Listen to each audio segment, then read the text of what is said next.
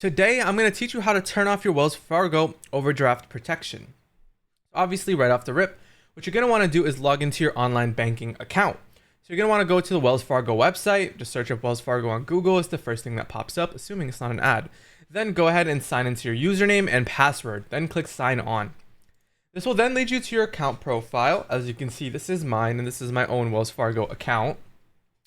And what you're going to want to do here is go ahead and hit the accounts up here, then go down one and then right one. And here you're going to see right at the top underneath manage accounts is add or change overdraft services. What you're going to want to do is click this. This will then lead you to this page. And this page is where everything happens. Essentially, this is just the overdraft services in general. And here you can turn it off. So if you have it enabled, you can turn it off here. I don't have it enabled, which is why it's telling me to add or change it.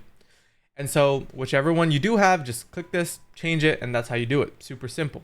There is a difference between these two. This only covers everyday, like ATM and one-time debit card transactions, while this one covers everything, like a multitude of anything you can do with it, from ATM, debit card, checks, bill pay, and even just like the automatic and reoccurring payments that you set up on this thing.